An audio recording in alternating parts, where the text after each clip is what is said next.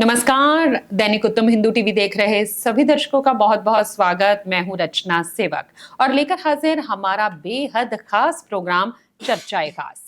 अपने इस प्रोग्राम में हम अपने राज्य, देश, विदेश से जुड़े हुए कुछ अहम राजनीतिक, सामाजिक और धार्मिक मुद्दों पर विचार विमर्श करते हैं, चर्चा करते हैं। चर्चा के लिए हमारे साथ मौजूद दैनिक उत्तम हिंदू टीवी के मुख्य संपादक इरविन खन्ना जी। तो सबसे पहले तो सर का प्रोग्राम चर्चाए खास में बहुत बहुत स्वागत। और आज प्रोग्राम की शुरुआत उत्तर प्रदेश के साथ। सर, उत्तर प्रदेश के मुख्यमंत्री योगी आदित्यनाथ ने बटेंगे तो कटेंगे का जो नैरेटिव सेट किया है, उसे बीजेपी के शीर्ष नेताओं के साथ साथ आरएसएस का तो समर्थन मिल ही रहा है। साथ ही साथ प्रधानमंत्री नरेंद्र मोदी और गृह मंत्री अमित शाह भी अपनी रैलियों में इसका जिक्र करते हैं। अब विपक्षी पार्टियां इसी के इर्द गिर्द अपने नारे और सियासी एजेंडा गढ़ने में जुटी हुई हैं। तो इन नारों में जो संदेश छिपा है, उसके लिए आप क्या कहेंगे? देखिए, योगी आदित्यनाथ ने ये हरियाणा के चुनाव में मुख्य रूप से आया। पहले उन्होंने आगरा में भी एक रैली में बोला, पर कि देश के मुख जब आया तो ये बटेंगे वो कटेंगे। तो ये आज की राजनीतिक परिस्थितियों को की उपजी मैं समझता हूँ, उन्होंने जैसी देखी उन्होंने दिया। और ये एक नारा ऐसा है जो वर्तमान राजनीति को प्रभावित नहीं करेगा, कर रहा है, ये विश्व में भी देश की राजनीतिक दिशा को निर्धारित करेगा। देखिए, अतीत में थोड़ा जाए तो इसको नारे को समझने के लिए हमें जाना पड़ेगा जी। कि जब हम आज़ाद हुए, जब मैं स्कूल में पढ़ता था, आज भी वैसे तो यही पढ़ाते हैं, जो स्वतंत्रता संग्राम की जो लड़ाई की बात करते हैं, आज़ादी की बात करते हैं, तो उसमें यही कहा जाता है कि अंग्रेज़ों ने जो नीति अपनाई राज करने की, बांटो राज करो। बांटो राज करो कि जो 100 साल का, 150 साल का भारतीयों का संघर्ष अंग्रेजी हुकूमत के साथ था, तो वो चाहिए तो ये था कि जब हम आज़ाद हुए थे, देखो उनकी बांटो राज करो क्या नहीं, भारत का विभाजन हुआ धर्म के नाम पर। और उनकी अंग्रेज़ों की कोशिश थी कि हर जाति और हर धर्म संप्रदाय जो भी मांग रहा है उसको दे दें, हमें तो कुछ जाता नहीं, बांटना ही है ना, बांटते चले जाएं। चाहिए तो ये था कि जब आज़ादी के बाद हमें वो व्यवस्था बदलनी चाहिए थी, बांटो राज करो, जो आज तक हम पढ़ा रहे हैं। हमने वो व्यवस्था, वो नीति बदली नहीं, कानून भी नहीं बदले जो अंग्रेज़ों के थे, जो प्रशासनिक स्तर पे कानून थे वो भी नहीं बदले, इवन नगर निगम कमेटियों के भी नहीं बदले। तो फूट डालो राज करो वाली नीति वो उसी तरह चलते गए, क्योंकि जो सत्ताधारी थे उनको लगा कि ये उनकी नीति रूल करने वाले के लिए अच्छी है, क्योंकि वो हम गुलाम थे, वो रूलर थे, तो उनकी नीति जो सत्ताधारी थी उन्होंने भी वो एक्सेप्ट कर ली। उसका परिणाम ये निकला कि जो देश की सभ्यता संस्कृति सनातन थी वो धीरे धीरे कमजोर होनी शुरू हुई। उस सभ्यता संस्कृति के साथ उन्होंने, सत्ताधारियों ने धीरे धीरे हीन भावना जोड़ दी, जो भी सनातन संस्कृति थी। तो उसके साथ समय बीतने के साथ तुष्टिकरण की नीति आ गई। वोट सत्ता प्राप्ति के लिए एक वर्ग विशेष के लोगों को प्रोत्साहित किया जाने लगा, बहुमत के हित, संस्कृति, सभ्यता, रीति रिवाज वो साइड कर दिए गए, देश हित पीछे चले गया। सिर्फ एक वर्ग विशेष को कि मत मिले, वोट मिलेंगे तो सत्ता आएगी, तो वो अब शुरू हो गया।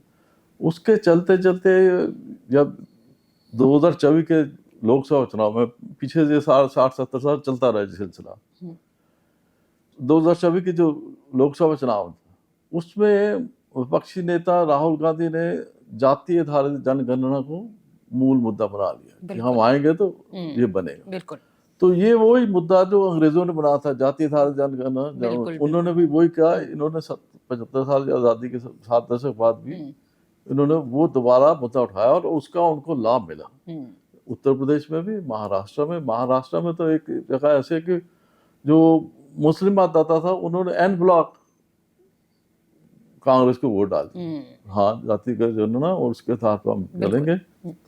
तो ये सिलसिला 2024 के लोकसभा और यूपी में झटका लगा भाजपा को। बिल्कुल। और भाजपा के मुख्यमंत्री योगी आदित्यनाथ, उन्होंने इसकी जो जाति आधारित जनगणना थी उसको समझते हुए, जो राजनीतिक परिस्थितियां देश प्रदेश में पैदा हुई, उन्होंने बटेंगे तो कटेंगे, और साथ में बांग्लादेश की उस स्थिति, तो इस समय उस समय अनुसार जो दिए उपज आई, वो नारा आज मैं समझता हूँ देश दुनिया में अब बटेंगे और कटेंगे। अब आगे आ गए, इस महाराष्ट्र और झारखंड की चुनाव चल रहे हैं, उसमें भी अब ये नारा चल गया। उस नारे का आगे जो आपने बात की राजनीति के, संघ ने तो, भाजपा ने समर्थन दिया, प्रधानमंत्री ने भी समर्थन दिया, एक रहेंगे सेफ रहेंगे, सारी बातें आएगी। लेकिन दूसरी तरफ जो महाराष्ट्र में उलमाओं ने, मौलाना ने जो शर्तें रखी, जो मुस्लिम मतदाता को अपील की, उसमें सीधा स्पष्ट है कि मोदी को हराना है। उन्होंने महाराष्ट्र को लिया नहीं, क्योंकि मोदी को वो सनातन संस्कृति का प्रतीक मानते हैं। बिल्कुल बिल्कुल। जब वो सनातन संस्कृति के विरुद्ध इकट्ठे हो गए, उन्होंने पार्टी का नाम नहीं लिया, उन्होंने मोदी का नाम लिया, क्योंकि मोदी को आज राष्ट्रीय अंतर्राष्ट्रीय स्तर पर प्रधानमंत्री नरेंद्र मोदी को एक सनातन संस्कृति के प्रतिनिधि के रूप में, क्योंकि पुरानी जो हमारी सनातन सभ्यता संस्कृति, उस प्रतीकों को वो मान सम्मान के साथ आगे ला रहे हैं। हमारी छवि भी देश के ऊपर है। तो उसके विरोध में जैसे एन ब्लॉक आ गए महाराष्ट्र में, तो उस हिसाब से बटेंगे तो कटेंगे, वो भी सार्थक हो गए। बिल्कुल। वो सामने से है कि अगर ऐसे ही चलना है तो देश, अगर देश के, मैं नहीं समझता कि ये 80% जो बहुमत है उसकी सभ्यता और संस्कृति को काट के आप दूसरी किसी को उभारना चाहेंगे या टकराव किसी तरह, तो देश के हित में नहीं है। तो ये जो नारा आ गया है, मैं समझता हूँ कि आने 5-10 सालों में ये देश के एक रंग रूप, राजनीतिक रंग रूप को बदलने की क्षमता रखता है। पर इसमें एक बात मैं कहना चाहता हूँ, इसको नकारात्मक रूप में न लिया जाए। बिल्कुल। क्योंकि नकारात्मक रूप में जब हम नेगेटिव सेंस में लेंगे, वो संकीर्णता आ जाएगी। बिल्कुल। नहीं तो हमें तो ये बचपन में दूसरी बात ये समझाई जाती है कि एकता में बल है। बिल्कुल। वो उसका उदाहरण देते थे कि एक लकड़ी अकेली टूट जाती है, अगर लकड़ी में गुठा हो तो वो नहीं टूटता। तो हमें भारतीयों को इस हिसाब से लेना चाहिए कि हमने अपनी सनातन संस्कृति को, जो मुस्लिम मतदाता है वो भी भारतीय नागरिक है और उनके पूर्वज भी भारतीय हैं और वो कन्वर्ट हुए हैं, चाहे वो अग्रेशन के कारण हुए, चाहे अपने मर्जी से हुए, या किसी। तो भारत की सभ्यता और संस्कृति से जुड़ के जब वो सोचना शुरू करेंगे, एकता में बल वाली बात जो करेंगे, कटेंगे तो बटेंगे वाली जो है, वो फिर उस हिसाब से उसको देखेंगे। वो कहते हैं कि जैसी दृष्टि वैसी सृष्टि। तो जैसे आप इस नारे को देखेंगे, सोचेंगे, तो उस हिसाब से आपके विचार बदलेंगे। अगर आप संकीर्णता के हिसाब से लेंगे तो फिर टकराव और तनाव बढ़ेगा। अगर आप व्यापक रूप में लेंगे, राष्ट्र हित में देंगे, या एक सनातन संस्कृति को बचाने के हिसाब से देखेंगे, तो फिर ये सकारात्मक होगा। पर ये नारा अब मैं समझता हूँ स्थायी रूप से भारतीय राजनीति का एक ध्येय वाक्य बन गया। बिल्कुल। आगे प्रोग्राम चर्चाएं खास में चर्चा हरियाणा विधानसभा की। सर, चंडीगढ़ में हरियाणा विधानसभा की नई इमारत बनने का रास्ता साफ हो गया है। नेशनल ग्रीन ट्रिब्यूनल ने इसकी मंजूरी दे दी है, लेकिन वहीं दूसरी तरफ पंजाब के जो राजनीतिक दल हैं वो इस फैसले का विरोध कर रहे हैं। तो क्या लगता है कि ऐसे फैसले पंजाब और हरियाणा के बीच दूरियां बढ़ा रहे हैं या बढ़ेंगी? देखिए, ये मुद्दा बड़ा भावनात्मक मुद्दा है, क्योंकि पंजाबियों के साथ चंडीगढ़ और पंजाब को लेकर एक बहुत भावनात्मक जोड़ है। तो जो पहला जो निर्णय आया तो पंजाबियों को एक झटका लगा कि ये है, पर व्यवहारिक स्तर पर देखें तो इस फैसले का चंडीगढ़ के भविष्य से भी कोई फर्क नहीं पड़ने वाला, क्योंकि जो टेरिटरी तो डिसीजन ही है। ये तो देखिए 1960 में जब विभाजन हुआ, हरियाणा अस्तित्व में आया, तो 60-40 का रेशो बना जमीन देने का। तो चंडीगढ़ पर आके फैसला रुका। कुछ हिंदी के क्षेत्र थे, 300 गांव थे जिनको अदला बदली होनी थी, वो रुक गए। पानी के सतलुज, ये 3 मुद्दे ऐसे जो 85 में संत लोंगोवाल और राजीव गांधी का एग्रीमेंट हुआ, उसमें ये बात फाइनल आ गई कि चंडीगढ़ पंजाब के साथ ही रहेगा। और जब तक चंडीगढ़ हरियाणा अपनी राजधानी नहीं बना लेता, प्रशासनिक रूप से उसको अपना काम यहाँ पे कर सकता है। सर, पंजाब चंडीगढ़ को सिर्फ अपना ही मानता है, वो हरियाणा का मानता भी नहीं है अभी। नहीं, वो तो फैसला क्योंकि देखिए अब कई मुश्किल ये है कि भावनात्मक मुद्दा, कोई इसको सिख मुद्दा बना रहा है। बिल्कुल सर। तो वो गलत। पंजाबी सारे ही है, चाहे वो कोई भी है, वो पंजाब से जिसकी पंजाबी जो जुड़ा हुआ है वो इस चीज को महसूस। गुलाम और सुनील जाखड़ जी ने खुद कहा, कालिया मनोरंजन कालिया, उसने राज्यपाल को लिखे जो भाजपा के और हिंदू हैं और पंजाबी होने के नाते उनकी भावना जुड़ी। आप ये मुश्किल ये आती है कि इस भावनात्मक मुद्दे को जब आप कम्युनिटी से जोड़ते तो वो गड़बड़ होती है, फिर वो उसका महत्व कम हो जाता है। जब आप पंजाबी के नाते करते हैं तो फिर होता है। आज सारी पॉलिटिकल पार्टी जो है पंजाब की वो एकजुट होकर बात कर रहे हैं। भाजपा का तो अपने ही सरकार सत्ता सेंटर में भी, हरियाणा में भी, तब भी वो पंजाब बोल रहे हैं। तो समझने की बात यह है कि इससे प्रैक्टिकली कोई जो चंडीगढ़ के अस्तित्व को या हरियाणा और पंजाब के जो मुद्दे हैं वो खत्म नहीं होने। ये है, पर एक मुद्दा ऐसा है जिसमें एक संदेश जाता है कि हाँ डिल्यूट होगी पंजाब का एक दावा जो था, क्योंकि जो अब इसमें 12 एकड़ सुनील जाखड़ जी ने कहा कि नॉर्दर्न काउंसिल में जब मीटिंग हुई थी तब हरियाणा ने बात करी थी, तो 10 और 12 एकड़ की, तो उस समय ऑब्जेक्शन इस हिसाब से नहीं आया पंजाब की तरफ से, तो वो बात आगे बढ़ गई और आज सारा क्लियर होगी स्थिति। मेरा यहाँ पे सुझाव ये है कि देखिए हरियाणा और पंजाब आपस में हम भाईचारा है, हमारी रिश्तेदारी है, जगह भी, अस्तित्व भी पंजाब हरियाणा का पंजाब की भूमि से आया, उसी से आ गया। और हरियाणा आज भी अब कहता है कि हम छोटे भाई की तरह, पंजाब बड़ा भाई, हम छोटे भाई हैं। तो दोनों भाइयों को ये इस तरह सोचना चाहिए कि जैसे अभी रिसेंटली अगर आप देखें तो आंध्र प्रदेश की विभाजन में तेलंगाना आया है। अब तेलंगाना में भी 2014 के बने थे, 24 में आके 10 साल को उन्होंने दी थी कि उसके बाद उन्होंने अपनी कैपिटल बना ली। ठीक है, तो 10 साल बाद अब चंद्रबाबू नायडू ने उधर अमरावती को 1000 करोड़ रुपया केंद्र से भी मांगा और भी, तो एक अच्छी नई जगह तो चाहिए। इस समय भी मैं चाहता हूँ चलो ये एक विधानसभा वो अपने कार्य करे, तो बाद में ये पंजाब के पास रह सकती है, जब वो जाएंगे तो ये बिल्डिंग बनेगी, भवन यही रह जाएगा, पंजाब इसको किसी और रूप से इस्तेमाल कर सकता है। हाँ। ऐसे नहीं मैं तो ये दिल गई तो उन्हीं की होगी, तो पंजाब अपने हिसाब से बाद में जब उनकी बन जाएगी, चाहिए ये कि हरियाणा को कि पंजाब दोनों को आपसी सहमति और संवाद के साथ इस मसले को खत्म करें।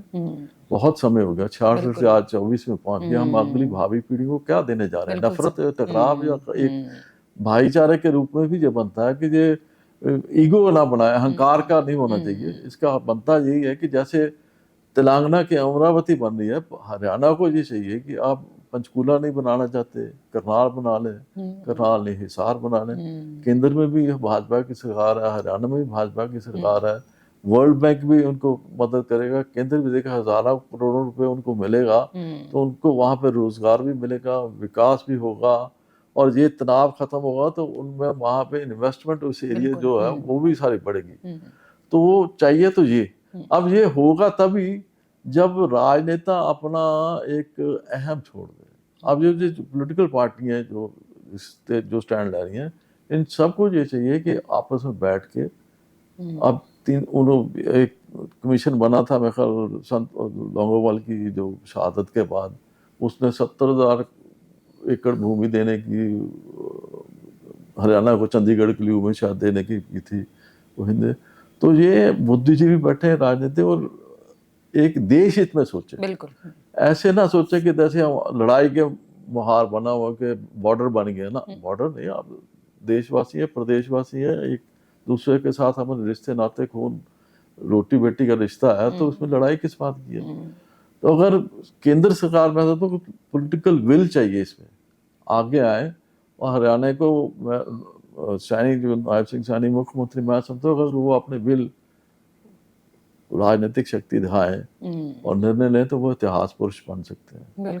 वो इस एक निर्णय से अपने जीवन भर की अगली पीढ़ियों तक को इस बात को याद रखें कि एक आदमी आया था, उसने हरियाणा के हित को देखते हुए, देश के हित को देखते हुए एक डिसीजन लिया। अब उनके पास पूरी मेजॉरिटी हरियाणा में भी है, केंद्र में तो दोनों मिलके ये कर सकते हैं उसमें। और उसमें अगर राजनीतिक रूप से भी मैं सोचूं तो पंजाब भाजपा को भी लाभ मिलेगा कि हाँ एमिकेबली तीनों जगह बैठ के ये तो टकराव कितनी देर चलेंगे? अगर ऐसे ही चलेगा तो फिर परमानेंट चंडीगढ़ यूटी बना रहेगा। धीरे धीरे धीरे धीरे अब यूटी की जो 66 में जनगणना हुई थी उसमें पंजाबी बहुमत माना, अब हिंदी बहुमत है, 55% वहाँ पर हिंदी लिखाते हैं। पिछली जनगणना में 55% लोगों ने हिंदी लिखाई है अपनी मातृभाषा। तो आते 10 सालों में स्थिति और बदल जाएगी, फिर पंजाब का दावा भी खत्म, फिर यूटी उसी तरह बनी रहेगी, काम चल रहा है, तो अच्छी बात नहीं है। इसका स्थायी हल होना चाहिए ताकि हमारे आपसी रिश्ते, हमारी भावी पीढ़ियों के रिश्ते तनावपूर्ण ना हो। ये एक अहम और अहंकार का हिस्सा नहीं बनना चाहिए और राजनीति से ऊपर उठकर हरियाणा को अपनी एक पॉलिटिकल विल दिखानी चाहिए और पंजाब को समाज के साथ जो मुद्दे पानी के ये जमीन के थोड़े बहुत हैं तो करके समस्या खत्म हो ताकि दोनों प्रदेश अपने अपने जो ताकत है वो पॉजिटिव साइड पे लगाए ना कि नेगेटिव साइड पे। मैं तो इतना कह सकता हूँ। बाकी उनकी जो एक राजनीति जो अगर चलेगी तो फिर लंबी चलेगी, जो नुकसान होगी दोनों के लिए। आगे प्रोग्राम में सर के साथ चर्चा आम आदमी पार्टी की। सर, आम आदमी पार्टी के लिए हमेशा ये कहा जाता है कि वो केंद्र सरकार के साथ टकराव की स्थिति में रहती है, लेकिन अब पंजाब सरकार कुछ ऐसे फैसले ले रही है कि उसका केंद्र के साथ टकराव कम होता नजर आ रहा है। जैसे कि बहुत सारे आम आदमी क्लिनिकों के वो नाम बदलकर आयुष्मान आरोग्य केंद्र रखने जा रही है और प्रदेश के 233 सरकारी स्कूलों के नाम के आगे पीएम श्री लगाने का फैसला लिया गया है। तो क्या लगता है कि ऐसे सकारात्मक फैसले से पंजाब सरकार और केंद्र सरकार के बीच का टकराव कम होगा और क्या ये फैसले पंजाब के विकास में सहायक सिद्ध होंगे? देखो, मैं ये सोचता हूँ कि ये पंजाब का ये आम आदमी पार्टी सरकार की, मान सरकार का एक पॉजिटिव कदम है, एक सकारात्मक कदम है।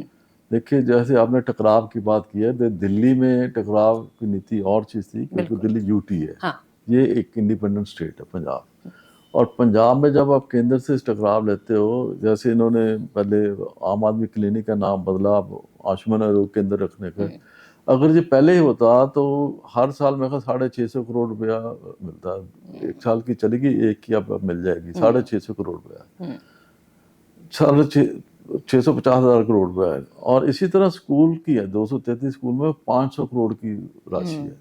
अब 1100 करोड़, 1150 करोड़ रुपए की राशि एक स्कूलों की तो अभी 2-3 महीने लेट हुई, अभी चल रही है, उसमें पीएम श्री आ गई। तो ये एक व्यवहारिक फैसला है, ठीक दिशा में उठा फैसला है, प्रदेश हित में फैसला है, क्योंकि स्वास्थ्य और शिक्षा जन साधारण से जुड़ा, और ये दो मुद्दे आम आदमी पार्टी के केंद्र बिंदु है उनकी राजनीति के। टकराव की वजह से पीछे होता जा रहा है प्रदेश, वो पीछे हो गया क्योंकि पंजाब की अपनी आर्थिक व्यवस्था इतनी मजबूत नहीं है कि वो 11 करोड़ रुपया अपने से जनरेट करके यहाँ पे खर्च करे। जब केंद्र दे रही है तो नाम के चक्कर में आपने पंजाब हित को आकर फैले। और दूसरी बात मैं समझता हूँ, जो आपने ये नेगेटिविटी की बात करता हूँ, कि आम आदमी पार्टी जब सत्ता में आई थी उसके मुख्य कारण एक ये था कि कांग्रेस अंतर्कलह में फंसी हुई थी। दूसरा, अमरिंदर सरकार जो उस समय थी वो अकालियों के विरुद्ध केस और भाजपा के विरुद्ध केस, और इससे पहले अकालियों ने कांग्रेस के विरुद्ध केस, कैप्टन अमरिंदर एक दूसरे पे केस चलते, और उनकी जो नेगेटिविटी थी, जो वो सारा ध्यान नेगेटिविटी साइड पे चले गया, प्रदेश पीछे रह गया। वो आपस में एक दूसरे हार जीत में फंसे रहे कि इस केस में मैंने फंसाना, इसमें मैंने फंसाना, इसमें फंसाना। तो वो जैसे वो चक्कर में पंजाब का जो विकास है, आम आदमी पार्टी ने ये नारा है कि हम नई सोच के साथ आए हैं। लोगों ने नई सोच की अपेक्षा रखी थी यहाँ पे, पर आते ही या मान सरकार के भी ये एक उस दिशा में चलेगी। इन्होंने केंद्र से भी टकराव ले लिया, कांग्रेसियों पे, विरोधी दल, मैं कहता हूँ विरोधी दल कोई भी नेता अकाली है, कांग्रेस है, उनके मुकदमे शुरू कर दिए, और जिनके साथ मतभेद था उनके साथ भी मुकदमेबाजी शुरू हो गई। तो 2 साल इनका जो पीरियड था उस धीरे धीरे इनकी छवि खराब होनी। अब ये एक टर्निंग पॉइंट है मैं समझता हूँ इनके लिए। अगले 2 साल 2027 में फिर चुनाव आने वाले हैं। ये एक पीरियड ऐसा था जो जिसमें ये पिछली सारी चीजें अपनी जो गलतियां हुई, चाहे किसी कारण हो गई, तो उसको दूर करने के लिए, और इनका प्राथमिकता ये होनी चाहिए कि प्रदेश हित, व्यक्तिगत हित से ऊपर उठकर, अहम और ईगो को छोड़कर, नेगेटिव साइड को छोड़कर, सत्ता का जो प्रयोग है वो सिर्फ जनहित और प्रदेश हित में लगाए। ये 2 साल मिले और ये पहला कदम है। आगे भी मैं समझता हूँ कि प्रदेश केंद्र के साथ जितना संवाद रखेंगे और प्रदेश ही को देखें, अपने को ना देखें हमारी भाजपा के साथ बनती है नहीं बनती, प्रदेश की प्राथमिकता और जन की प्राथमिकता, जनहित की प्राथमिकता, तो ये एक लंबी पारी होगी। 2027 में फिर इनको चांस मिल सकता है, क्योंकि अभी नहीं करेंगे तो इनकी 2027 में मुश्किलें बढ़ेंगी, और जो फिर एक दफा नेगेटिव छवि अगर बन गई तो फिर मुश्किलें और बढ़ती बढ़ती चली सर ऊपर से मुफ्त की रेवड़ियां जो बांटी उसकी वजह से भी दिक्कत आई। उस दिक्कत ही है सर, सारी कर्जे ये का बोझ, जब ये हाँ, आर्थिक बढ़ा। स्थिति जब आपकी कमजोर है तो ये बिल्कुल। बातें भी टकराव और दूसरी हाँ, तरफ जो बिल्कुल आप ये सर, कर रहे हो तो हाँ। उसका बेहतर ये है कि उसको भी चेक रखें और इसको ठीक रखें ताकि आपकी आर्थिक स्थिति आते 2 साल में ठीक हो और आप जो प्रोग्रेसिव साइड पे है उस पे बिल्कुल। अपना ध्यान दें और काम लोगों को दें, बस सुख सुविधा लोगों के लिए है वो दें, उसमें कोई इतराज नहीं किसी को। तो ये कम से कम है स्वागत योग मैं खत्म करता हूँ, इसमें हार जीत वाली बात नहीं है, ये एक दूरंदेशी वाला कदम है और उसका स्वागत होना चाहिए। आगे प्रोग्राम में बात हिमाचल प्रदेश की। सर, हिमाचल प्रदेश हाईकोर्ट ने 6 मुख्य संसदीय सचिवों को तत्काल प्रभाव से उनकी नियुक्तियां जो हैं वो रद्द कर दी हैं और उन्हें सचिवालय का दफ्तर, गाड़ी, बंगला और बाकी सुविधाएं भी तुरंत छोड़ने की बात कही है। तो इस फैसले को भाजपा अपनी जीत बता रही है, आप इस पर क्या चर्चा करना चाहेंगे? देखिए, भाजपा ने 3 एप्लीकेशन दी थी इनकी नियुक्ति को लेकर। ये शुरू हुआ था 2006 में, वीरभद्र सिंह सरकार ने ये एक्ट बनाया था 2006 का।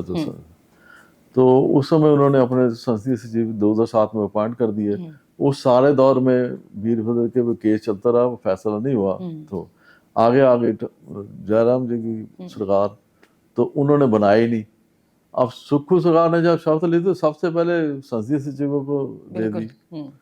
तो अब वो हाईकोर्ट ने कर दिया, आदेश दे दिया, वो एक्ट ही खत्म कर दिया, तो निरस्त कर दिया वो। तो भाजपा की जीत उस हिसाब से आप कह सकते हो, पहल उन्होंने करी थी, रिट उन्होंने डाले, तो वो मुकदमे के हिसाब से जीत हो गई।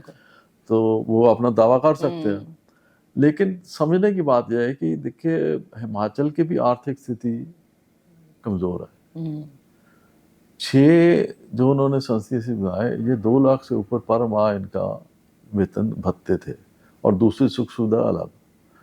तो ये बने तो जो आपने अभी शब्द बोला था रेवड़ियां, एक तो सरकार देती है मतदाता को, ये विधायकों को रेवड़ी है। जो संसदीय सचिव है ना, ये विधायकों को एक कानून बना हुआ है जिसके परसेंटेज 10 से 15% के बीच आप मंत्री बना सकते हो, जो टोटल आपकी स्ट्रेंथ है सदन की, विधानसभा की जा सकती। तो उससे ज्यादा, तो उसका जो बाईपास उन्होंने किया संसदीय सचिव, इनको काम कुछ नहीं, ना इनके पावर है, गाड़ी झंडी है, तनख्वाह ले रहे हैं, सब कुछ मिला और कुछ नहीं है, ये रेवड़ी है। इनका कोई लीगल कुछ नहीं है, ना साइन के हिसाब से, ना वो मंत्री के नहीं कर सकते। तो ये एक गलत परंपरा थी जो मैं समझता हूँ कि अब ये इन्होंने सरकार अब सर्वोच्च न्यायालय पे गया, इस पर ज़्यादा टिप्पणी नहीं कर सकते, फैसला सर्वोच्च न्यायालय का क्या आता है। पर जो हुआ, जो समझता है ये नहीं होना चाहिए था। संसदीय सचिव पंजाब में भी जब बने तब भी शोर डाला था, अब हिमाचल में वीरभद्र के समय डाला था, तब 2006 से 2024 में आकर फैसला हुआ। तो एक तो ये हमारी जो न्याय प्रक्रिया उस पर भी प्रश्न लगता है कि कब से चले, कहाँ पहुँचे। तो एक तो ऐसे मुद्दे जो है संवैधानिक मुद्दे हैं, उनकी जल्दी जो निपटारा हो जाए तो वो बेहतर है, ताकि आने वाली पीढ़ी को स्पष्ट चीज़ नज़र आए। तो अब हो गया है, अब उन्होंने, सुक्खू सरकार ने सर्वोच्च न्यायालय का दरवाज़ा खड़काया, अब अंतिम फैसला तो वही आएगा। तो अभी तक जो मैं समझता हूँ वो ठीक जो है, वो ये लोकहित में है, क्योंकि जब प्रदेश अफोर्ड ही नहीं करता, आप रेवड़ियाँ ना जनता को देने चाहिए, ना विधायक को देने चाहिए। सेवा के लिए आए, सेवा भाव से आगे चले, तभी आपको आगे भी मान सम्मान मिलता रहेगा। जी। आगे प्रोग्राम में चर्चा करेंगे पंजाब के 4 विधानसभा में होने वाले उपचुनावों की। सर, पंजाब की 4 विधानसभा सीटों पर 20 नवंबर को उपचुनाव होने जा रहे हैं। अब शिरोमणी अकाली दल ये उपचुनाव नहीं लड़ रही है। प्रश्न ये है कि ये उपचुनाव पंजाब की सियासत को कितना लाभ देंगे और शियद जो उपचुनाव नहीं लड़ रहा है उसका लाभ किस पार्टी को मिलेगा?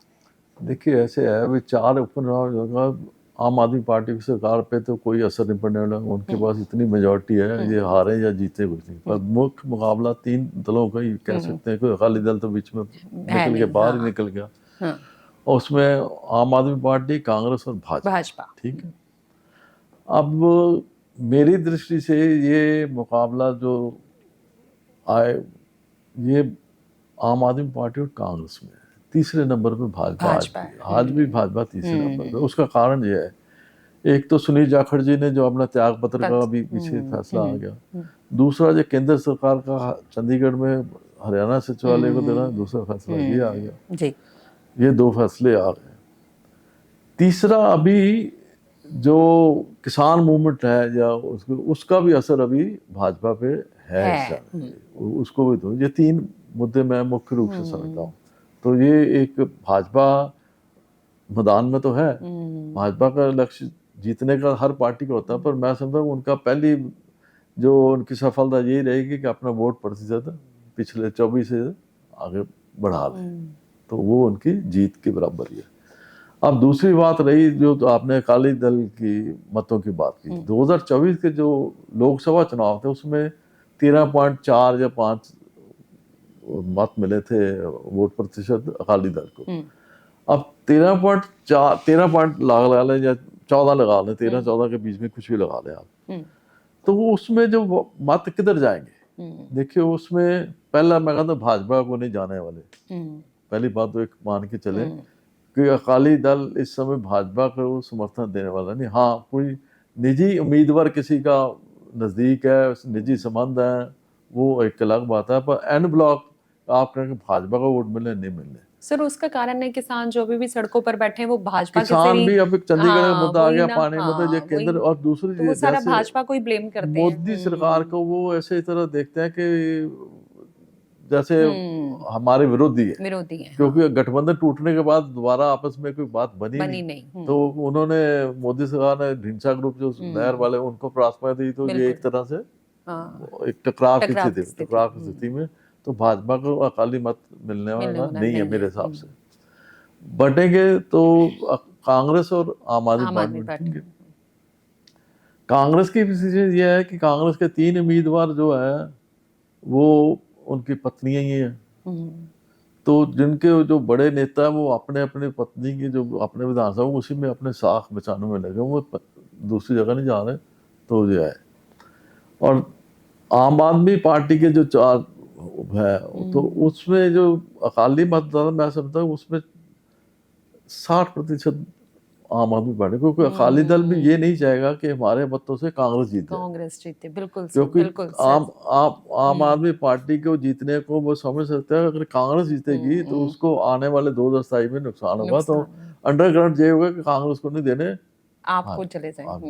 अच्छा, भाजपा के भी नजर इस अकालियों पे थी, समझो मैं समझता हूँ कि उनके भी जो कैंडिडेट उन्होंने खड़े किए हैं वो अकाली बैकग्राउंड के भी खड़े किए हैं, और कांग्रेस के मतलब जो दूसरे अपने टकसाली भाजपा ही नहीं खड़े हो, उन्होंने भी अजमाइश एक नया टेस्ट किया कि बाहर से जो आया अकाली बैकग्राउंड से आया उनको खड़ा कर दिया। उनकी नजर भी इसी 13% पे है कि हमारा में कोई हिसाब, तो ये डिपेंड करेगा कि अकाली जो उपचुनाव का रिजल्ट था उसमें मैं आम आदमी पार्टी को प्रेफरेंस इसलिए दे रहा हूँ, एक तो सत्ता में है, दूसरा उनके हार से कांग्रेस को कोई लाभ नहीं होने वाला, उस एरिया को कोई लाभ होने वाला नहीं है। तो अकाली मतदाता भी कांग्रेस को नहीं देने वाले वोट जो कम देंगे, मतलब मैं समझता हूँ कि 60-40 का लगा लें या 60-35 या 5% का बीजेपी को भी लगा लें चले जाए, तो एडवांटेज वाली स्थिति जो है आम आदमी में बिकॉज ऑफ अकाली मत, अदरवाइज टफ फाइट हो जाती अगर अकाली मैदान में होते, तो फिर वोटों का मतों का विभाजन हो जाता। अब अकाली मैदान में नहीं है तो पहली प्राथमिकता जो होगी वो आम आदमी पार्टी है, क्योंकि लोगों के काम सरकार से होते हैं और सत्ता में जो रहने वाली पार्टी उसको वैसे भी एडवांटेज रहता है। और जो सिनेरियो पंजाब की राजनीति का बना हुआ है, अकाली नहीं चाहेगा कांग्रेस हो, भाजपा को नहीं करेगा क्योंकि उसकी राष्ट्रीय दल की पार्टियां, तो आम आदमी पार्टी इसको लगता है इसको स्थाई में पकड़ा जा सकता है, कोई चिंता वाली बात नहीं है। तो मेरे को यही लगता है उपचुनाव में जो अकालियों का ना आना ये आम आदमी पार्टी को लाभ रहेगा, इसका लाभ मिलेगा जी। तो आज एक बार फिर से प्रोग्राम चर्चाए खास में हमने सर के साथ अहम राजनीतिक मुद्दों पर चर्चा की और अगले हफ्ते फिर से और चर्चाओं के साथ होगी आपसे मुलाकात, लेकिन फिलहाल के लिए मुझे रचना को और सर को दे दीजिए इजाजत। नमस्कार।